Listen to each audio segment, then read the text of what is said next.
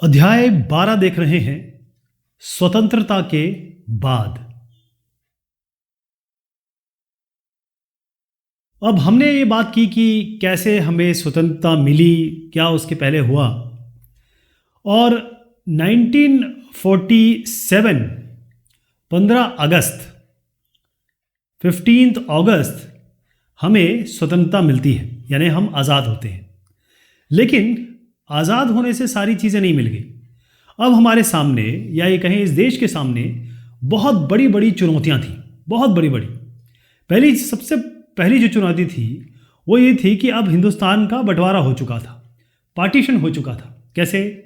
ये हिंदुस्तान है, पहले ये हम पूरा सब कॉन्टिनेंट थे, ये अब इलाका पाकिस्तान बन गया, बल्कि वेस्ट पाकिस्तान और ईस्ट पाकिस्तान, ये जो बाद में यहाँ आप देखेंगे कि इसको कहा गया 71 के बाद, ये बन गया आपका बांग्लादेश। तो अब देखिए कि बंटवारा जब हुआ तो तकरीबन दोनों जगह से 80 लाख शरणार्थी यानी रेफ्यूजीज ये पाकिस्तान से भारत आ गए। अब सबसे पहले अगर आदमी आएगा तो क्या चाहिए उसको? एक तो खाना चाहिए और रहना चाहिए, और उसके बाद उसको रोज़गार देना पड़ेगा। यानी खाने का इंतज़ाम, पीने का इंतज़ाम, रहने का इंतज़ाम और रोज़गार, ये समस्या सबसे सामने थी। और इतनी सारी जो रियासत थी अलग अलग, जिसके कोई लीडर था, कोई सरदार था, कोई राजा था, इन रियासतों की भी एक समस्या थी। तकरीबन अगर आप देखें उस ज़माने में 500 से अधिक, तकरीबन 500 रियासतें, जिसमें या तो राजा थे या नवाब थे, इनका शासन चल रहा था। और इन सब को ये जो नया राष्ट्र बना है इनमें शामिल करना, ये भी एक बहुत बड़ी टेढ़ी खीर थी। सबको मनाना, कोई इधर जाना चाहता है, कोई उधर जाना चाहता है, कास्ट, क्रीड, सब तमाम तरीके की चीज़ें देखनी होती थी।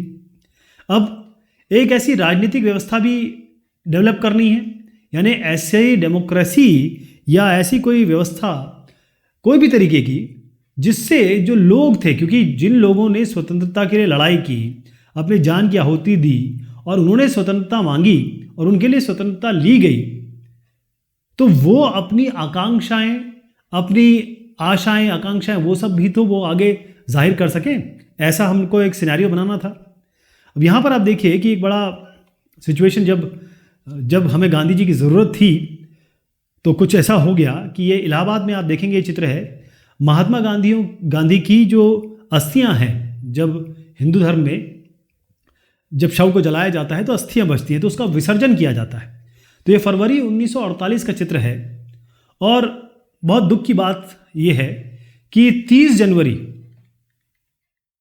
1948 को जो कट्टर विचारधारा के लोग हैं उनमें से एक थे नाथूराम गोडसे। तो ये जो नाथूराम गोडसे है, इसने गांधी जी की हत्या कर दी थी। गांधी जी की हत्या की और उसके बाद आकाशवाणी पे नेहरू जी आए और उन्होंने एक बात कही जो आपको सुनना ज़रूरी है। उन्होंने कहा, बड़ा भावुक, बड़ा सेंटिमेंटल वो भाषण था, और उसमें कहा गया कि दोस्तों, साथियों, हमारी ज़िंदगी की रोशनी बुझ गई और चारों तरफ अंधेरा है। हमारे प्रिय नेता, राष्ट्रपिता यानी कि महात्मा गांधी जी अब नहीं रहे। अब इससे पहले कि मैं आगे बढ़ूं, पहले आपको ये बता दूं कि आपको ये पता होना चाहिए कि 1947 के पहले क्या हिसाब किताब था और उसके बाद क्या हुआ। अब देखें कि ये जो आप अलग अलग इलाके देख रहे हैं, ऐसा नहीं था कि हमारे पास कोई उत्तर प्रदेश था, ये पूरा यूनाइटेड प्रोविंसेस था और पूरा ही ये बंगाल कहलाता था। उसके बाद फिर उसका डिवीज़न हुआ तो यहाँ बिहार बना, फिर यहाँ से उड़ीसा, ये ईस्टर्न इंडिया आया। उसके बाद हम सेंट्रल प्रोविंसेस कहते हैं, जो आगे चल के मध्य प्रदेश बना। हैदराबाद बहुत बड़ा था, फिर ये आंध्रा के नाम से आया। मैसूर है, ये बहुत बड़ी डायनेस्टी थी। ऐसी बहुत सारे अलग अलग इलाके थे जिनका क्या होना है, कैसे होना है, ये भी एक बहुत बड़ी प्रक्रिया थी। तो 1947 में अगर मैं आपको बताऊं, भारत की आबादी, वैसे आज की बात करें तो 138 करोड़ के ऊपर जा रहे हैं हम लोग, लेकिन उस ज़माने में भी आबादी काफ़ी ज़्यादा थी बाकी देशों के हिसाब से देखा जाए तो। तकरीबन 34.5 करोड़, यानी 34.5 करोड़ हमारी आबादी थी। और इसमें हर तरीके के लोग थे, यानी ऊंची जाति के लोग, इसमें नीची जाति के लोग, इसमें हिंदू समुदाय के लोग, इसमें मुस्लिम समुदाय के लोग, इसमें और माइनॉरिटी, जितने भी धर्म हैं, सारे के सारे जो भारतीय थे वो लोग थे, राइट। सबसे बड़ी बात ये थी कि सब अलग अलग भाषा बोलते थे, जैसे मैंने आपको अलग अलग प्रांत बताए। पहनावा सबका अलग था, सब कपड़े अलग पहनते थे। खान पान सबका अलग था, खाना पीना सबका अलग था। इसी तरीके से जो रोजगार था, यानी कि काम धंधा, ये भी सबका अलग अलग था। तो बेसिकली मैं आपको ये कहना चाह रहा हूँ कि विविधता बहुत थी, मतलब डिवर्सिटी बहुत ज़्यादा थी। अब इतने डाइवर्स एक समाज में एक देश को कैसे बांधा जा सकता है और इन सबको कैसे बताया जा सकता है कि आप एक ही देश इंडिया के बाशिंदे हो। और क्योंकि जिस हालत में अंग्रेज ब्रिटिश हमें छोड़ के गए थे, ब्रिटिश रूल हमें छोड़ के गया था, आपको पता है क्या हुआ था। सारा मनी ड्रेन, सारा पैसा तो वहाँ चला गया था, और जितना भी बाकी था वो ऑलमोस्ट बड़े बड़े लोगों के पास ही था। तो गरीबों की बड़ी समस्या थी। तो विकास ये सबसे बड़ी बात थी, कैसे आगे बढ़ाया जाए। और मैक्सिमम जो जनसंख्या आप देख रहे हैं ना, ये सारी की सारी जो है गांवों में रहा करती थी, गांवों में इनका निवास था। अब जितने भी किसान थे और कितने भी काश्तकार, यानी काश्तकार जो होते हैं इसी किसानी वगैरह से रिलेटेड होते हैं। अब ये जो लोग हैं ये किस पे डिपेंडेंट है? ये पूरी तरीके से, क्योंकि मानसून, हिंदुस्तान जो है वो पहले से ही मानसून, आज भी मानसून पे बहुत ज़्यादा निर्भर हम रहते हैं। तो जितनी भी हमारी खेती किसानी होती थी वो पूरी तरीके से हम मानसून पे निर्भर रहते थे। और क्योंकि जो बाकी अगर हम इकोनॉमी का अगर चक्का देखें तो जितने भी कृषि के अलावा थे सबकी यही हालत थी, क्योंकि अगर फसल चौपट हो गई तो जितने भी लोग हैं, क्योंकि फसल होगी तो भाई बाकी लोगों का काम बनेगा, जैसे बढ़ई है, बुनकर है, बहुत सारे कारीगर हैं जिनकी आमदनी पर एकदम से संकट पैदा हो जाएगा। अगर आप शहर की बात करें, मैं ये गांव की बात कर रहा हूँ, बहुत सारी आबादी ये रही थी, लेकिन अगर मैं शहर की बात करूँ तो यहाँ पर क्या हो रहा था? यहाँ पर क्योंकि बहुत सारे मजदूर आ गए थे, फैक्ट्री शुरू हो गई थी, ये कहें कि जो हमारे नगर निगम वगैरह बन गए थे, तो यहाँ पर जो मजदूरों की भीड़ थी वो एकदम, जैसे जो आस पास के जो इलाके थे उसमें ये झुग्गियों में रहने लगे थे।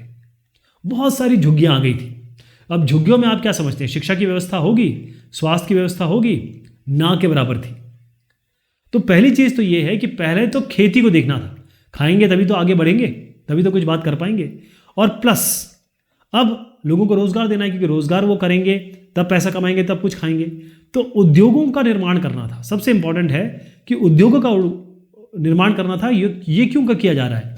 क्योंकि लोगों को रोजगार दिया जा सके, लोगों को नौकरी दी जा सके।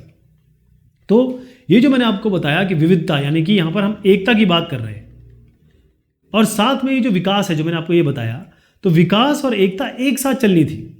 अब हो क्या रहा था कि भाई अगर ज़रा सा भी आपने, जैसे कहते हैं ना, ज़रा सा भी चिंगारी के ऊपर बैठे हुए थे सब लोग, ऊंची जाति का प्रॉब्लम, ऊंची नीची जाति का प्रॉब्लम, हिंदू मुस्लिम का प्रॉब्लम, ऐसे इनके बीच में हमेशा तनाव की आशंका थी। अगर आपने ज़रा सा भी ध्यान नहीं दिया तो ये लड़ जाएंगे, क्योंकि लोग भड़काने वाले बहुत होते हैं। और इतना ज़्यादा पार्टीशन के बाद दिक्कत हो गई थी, इतने ज़्यादा लोगों की मृत्यु हुई थी, तो ये ज़्यादा, और पाकिस्तान क्योंकि अलग हो गया था तो लोगों में और इस बात का वो था।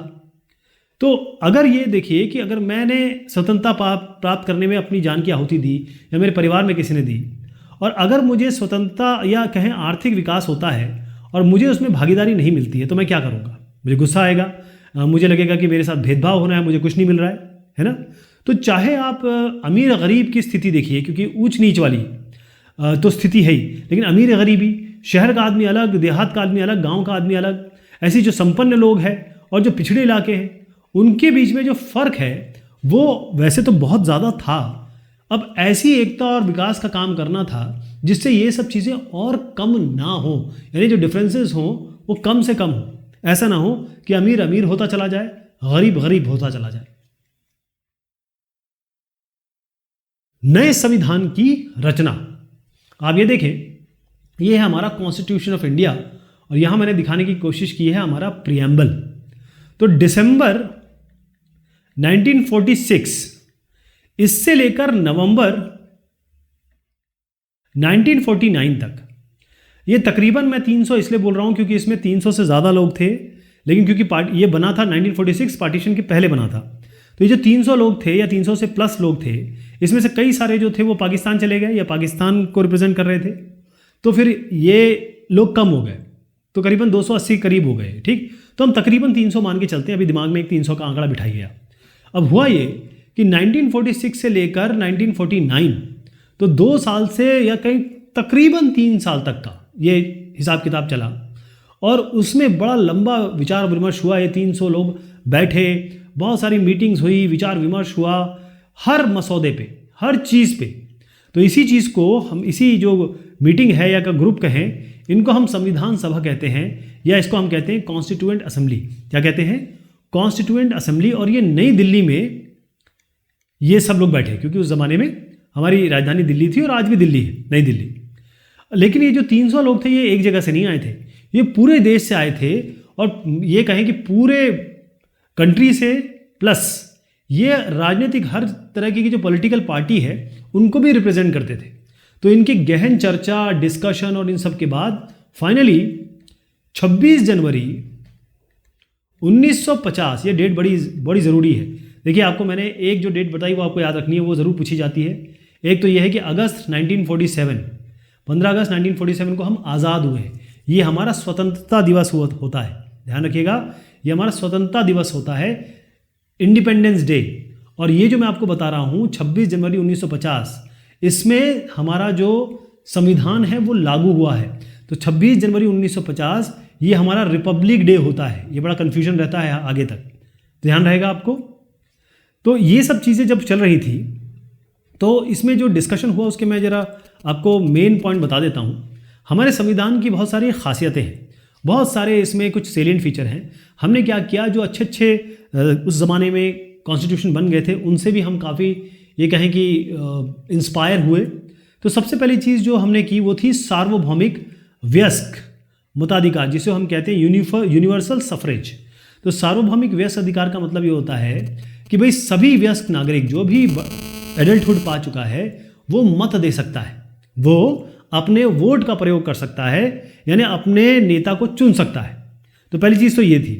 तो इन्होंने ये कहा कि भाई 21 साल से ऊपर, संविधान में ही लिख दिया गया कि 21 साल से ऊपर जिसकी भी उम्र है, चाहे वो प्रांतीय या स्टेट इलेक्शंस हो रहे हों, चाहे वो सेंट्रल इलेक्शन हो रहे हों, यानी कि जो यूनियन गवर्नमेंट बनती है उसके लिए, जो भी 21 साल से ऊपर है वो सब के सब क्या कर सकते हैं, अपना वोट दे सकते हैं। अभी आप देखते हैं कि ये 18 साल हो चुका है, ये कम कर दी गई है, लेकिन ये 21 साल तब की गई थी। तो ये ऐसा बड़ा कदम था, इतना बड़ा क्रांतिकारी कदम था कि ये सोच भी नहीं सकता था कोई। क्योंकि आप सोचिए, पूरे विश्व में जो जितने बड़े बड़े कंट्रीज थे वहाँ पर भी ऐसा नहीं हो रहा था, राइट। अगर मैं एग्जांपल लूँ ब्रिटेन का, या एग्जांपल लें हम अमेरिका का, तो ब्रिटेन और अमेरिका में भी जनता को ये जो अधिकार मिले हैं ना, सार्वभौमिक वयस्क अधिकार, वो भी बड़े टुकड़ों में मिले हैं। मतलब कभी पहले कुछ लोगों को मिला, फिर कुछ लोगों को मिला। सबसे पहले जो संपन्न लोग थे, जो पैसे वाले थे, उनको मिला। उसके बाद जो शिक्षित लोग थे उनको मिला। फिर जो मजदूर लोग थे, जो पुरुष थे, जो मजदूरी करते थे, उन्होंने बहुत संघर्ष किया, फिर उनको ये अधिकार मिला। और सबसे आखिर में जाके महिलाओं को अधिकार मिला। ठीक, कहने का मतलब ये है कि लंबे जुझारू संघर्ष के बाद इतने बड़े बड़े जो देश जो आज टॉप पे हैं आज के ज़माने में, उन्होंने भी जो यूनिवर्सल जो सफरेज है, या ये कहें कि जो सार्वभौमिक अधिकार है किसका, वोटिंग का, वो बहुत बाद में दिया, जबकि हिंदुस्तान में सबसे पहले दे दिया गया। पहली विशेषता समझ लीजिए। बाकी विशेषता और ज़रा बता देता हूँ आपको, ताकि आपको थोड़ा आइडिया रहे। पहली चीज़ तो ये लिखित कॉन्स्टिट्यूशन है, हर चीज़ लिखित में है। सबसे बड़ा, सबसे लॉन्गेस्ट कॉन्स्टिट्यूशन है, इससे लंबा कोई कॉन्स्टिट्यूशन नहीं है। इसके अलावा डेमोक्रेटिक फॉर्म है, यानी हम यहाँ पर किसकी बात करते हैं, डेमोक्रेसी, है ना, हम लोकतंत्र की बात करते हैं। सॉवरेंटी यानी कि संप्रभुता, कोई और किसी का इंटरवेंशन नहीं है, कोई और देश हमारे यहाँ इन्वॉल्व नहीं है। हमारे यहाँ पार्लियामेंट्री फॉर्म ऑफ गवर्नमेंट है, राज्यसभा लोकसभा है हमारे यहाँ। फंडामेंटल राइट्स यानी कि हमारी जो अधिकार हैं, हमारी जो रिस्पॉन्सिबिलिटीज़ है, ड्यूटीज़ हैं, ऐसी हमारे कुछ निर्देश हैं, डायरेक्टिव प्रिंसिपल्स से कहते हैं। ये कई जगह पे स्ट्रांग भी है कॉन्स्टिट्यूशन, कई जगह थोड़ी फ्लेक्सिबिलिटी भी देता है, थोड़ा लचीला भी है। और सिंगल सिटीजनशिप है, या तो यहाँ के रहेंगे या कहीं और के रहेंगे। बाकी के लिए OCI वगैरह आ गया है। एक प्रिवेंटिव डिटेंशन भी है इसमें कि भाई अगर लगता है कि कोई ख़तरा पैदा कर सकता है तो उसको आप अंदर रख सकते हैं। सेकुलर स्टेट है, यानी कि कोई भी देश का कोई भी धर्म नहीं है, हमारे यहाँ सब धर्म बराबर देखे जाते हैं।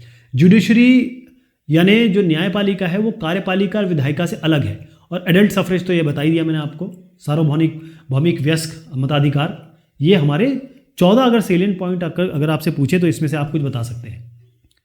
अच्छा, दूसरी जो विशेषता है, जो अभी मैंने सारे बता दिए लेकिन हम एक एक करके डिस्कस करेंगे। पहला तो आपने देख लिया कि मताधिकार का।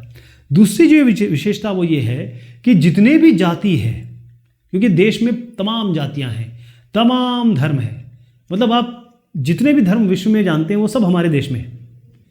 तो कानून की नज़र में, लॉ के नज़र में सबको बराबर देखा जाएगा, यानी सब जो हैं ये लॉ के नज़र में बराबर। ऐसा नहीं कि भाई हिंदुस्तान में 81% हिंदू हैं तो हर काम हिंदुओं के पक्ष में ही चल रहा है, ऐसा नहीं होता है। कानून देखेगा, हिंदू मुस्लिम नहीं देखेगा, वो देखेगा किसने गलत किया है, किसने सही दिया है, कहीं किया है, राइट। क्योंकि राजनीतिक व्यवस्था जो है, कई लोगों ने कहा, कई लोग ये चाहते थे कि जो हिंदू राष्ट्र, क्योंकि पाकिस्तान तो बन गया भाई, अब जो हिंदू राष्ट्र बना, मतलब अगर हिंदुस्तान बना है तो ये हिंदू आदर्शों पे चलना चाहिए। जो भी हमारी जो राजनीतिक व्यवस्था है, या हमें कहें जो हमारी देश को चलाने की व्यवस्था है, जिसको हम राजनीतिक व्यवस्था ही कहते हैं, ये जो है वो हिंदू आदर्शों पे होनी चाहिए। कई लोगों ने कहा कि हिंदू आदर्शों पे होनी चाहिए, क्योंकि लोगों ने कहा कि भाई जब पाकिस्तान बन चुका है तो इसको हिंदू देश घोषित कर दिया जाए। इसी तरीके के लोग ये अपने नाथुराम गोडसे जैसे भी थे, तो उन्हीं ने तो हमारे राष्ट्रपिता को मारा है। तो उन्होंने ये कहा कि भाई पाकिस्तान का आप एक खास धर्म के लिए, समुदाय के लिए पाकिस्तान तो बना चुके हो, मुसलमानों के लिए, तो मुसलमानों के हितों की रक्षा करने के लिए आपने पाकिस्तान बनवा दिया, तो अब हमारे लिए हिंदुस्तान को हिंदू राष्ट्र बना दो। लेकिन जो पंडित जवाहरलाल नेहरू साहब हैं, इन्होंने सीधा कहा कि देखिए ऐसा है कि मैं भारत को हिंदू पाकिस्तान नहीं बनने दूंगा। हमारा देश जो है वो यूनिटी है, डाइवर्सिटी है, हमारे यहाँ जो लोग हैं वो अलग अलग तरीके के हैं और वही हमें आगे ले जाएंगे। और आप देख रहे हैं कि हम इसी कारण आगे भी बढ़े हैं। अगर हम इसी विचार पे चलते कि भाई हिंदू राष्ट्र बनना चाहिए, मुसलमान राष्ट्र बनना चाहिए, जातीय धर्म पे लड़ते रहते, आज भी लड़ रहे हैं वैसे, लेकिन जो बहुत बड़ा तबका है वो समझ चुका है कि ये सब बेवकूफ़ियाँ हैं, ये सब नासमझियाँ हैं। अब भारत में जो सिख हैं और ईसाई, आप देखिए पूरा पंजाब पूरा सिख है, ईसाई। आप साउथ इंडिया में चले जाइए, ख़ासतौर पर अगर आप यहाँ चले जाइए केरल वगैरह में, तो आपको बहुत सारे ईसाई मिलेंगे। ऐसा नहीं है, आपको पारसी मिलेंगे, जैन मिलेंगे, तमाम तरह के धर्म का नाम यहाँ कम पड़ रहे हैं मुझे बोलने कि सारे धर्म हैं हमारे यहाँ, राइट। तो कोई भी अगर सरकारी मामला हो, चाहे वो निजी क्षेत्र की नौकरी का हो, सरकारी क्षेत्र की नौकरी का हो, कोई भी समुदाय की बात अगर करें तो सबको समान अवसर मिलेंगे। जैसे हिंदुओं के साथ हो रहा है, जैसे हिंदू जी रहे हैं, वैसे बाकी लोग जिएंगे। ये हमारे संविधान में मेन चीज़ कही गई थी। एक और तीसरी विशेषता बताता हूं आपको। पहली चीज़ ये है कि जो भी निर्धन लोग हैं, निर्धन मतलब क्या हुआ, जो पुअर है, या ये हमें कहें जो वंचित तबका है, जिनको सालों साल तक वंचित रखा गया था, आगे बढ़ने नहीं दिया गया था, उनके लिए कुछ विशेष सुविधाएं इस कॉन्स्टिट्यूशन में डाली गई, ठीक। क्योंकि भारत के सम्मान को कौन कलंकित करता था, वो ये था अनटचेबिलिटी, जिसको हम छुआछूत कहते हैं।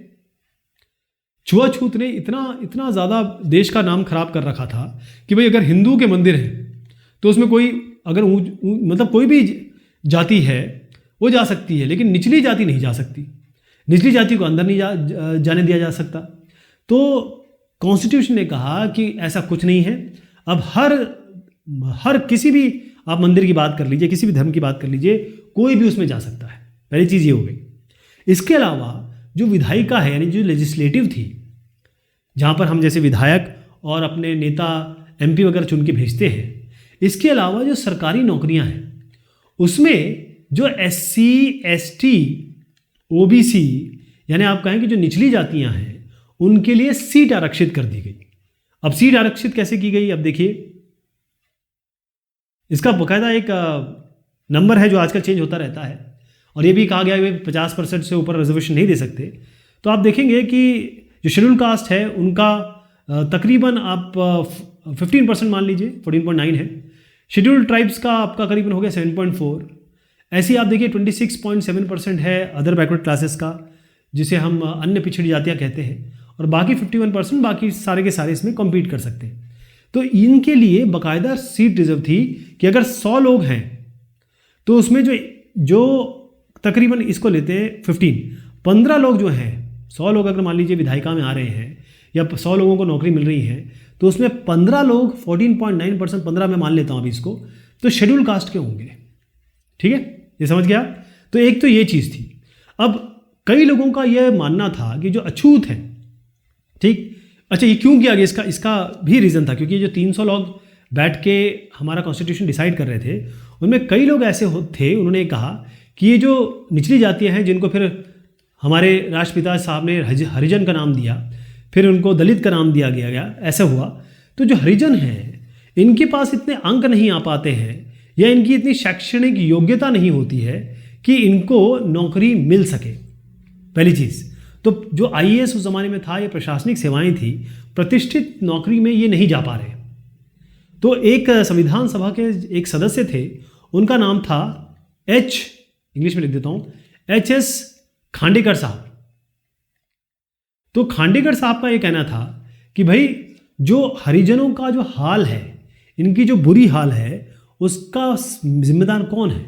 उसका जिम्मेदार है ऊंची जातियाँ। इन्होंने ही सालों साल तक इनको दबा के रखा है। खांडेकर साहब ने एक और चीज़ कही कि हमें हज़ारों साल तक दबा कर रखा गया है, आप लोगों ने हमें अपनी सेवाओं में लगाए रखा, हमें ऐसा दबाया कि ना केवल हम मस्तिष्क के तौर पे, शरीर के तौर पे, बल्कि हमारा जो दिल भी है वो काम नहीं करता और हम अब आगे बढ़ पाने में असक्षम हैं। राइट। तो जो अछूत थे उनके अलावा, या फिर जो आज हम जिनको दलित कहते हैं, तो आदिवासी, जैसे मैं शेड्यूल ट्राइब बोल रहा हूँ, ऐसी अनुसूचित जनजाति तो जाति तो हो ही गया, लेकिन जो ST है, शेड्यूल ट्राइब, उनके लिए भी आरक्षण किया गया, क्योंकि इनके साथ भी बहुत भेदभाव हुआ था।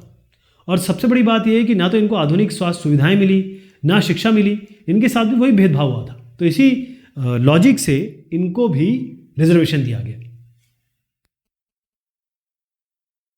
तो अगर आप देखें कि और क्या क्या चीज़ हुई इसमें, क्योंकि मैंने 2-3 चीज़ आपको बता दी, कुछ चीज़ें इसमें और डिस्कशन करना बाकी है। जैसे संविधान सभा, केंद्र सरकार, राज्य सरकारों की शक्तियों के बंटवारे की भी बात हुई इसमें। तो इसके जो बंटवारे की बात है, जिसमें हम 3 लिस्टों की बात करेंगे, यूनियन लिस्ट, स्टेट लिस्ट और कॉन्करेंट लिस्ट, इसकी बात हम करेंगे अगली बार। ठीक है, तब तक के लिए शुक्रिया, मेहरबानी आप सभी की।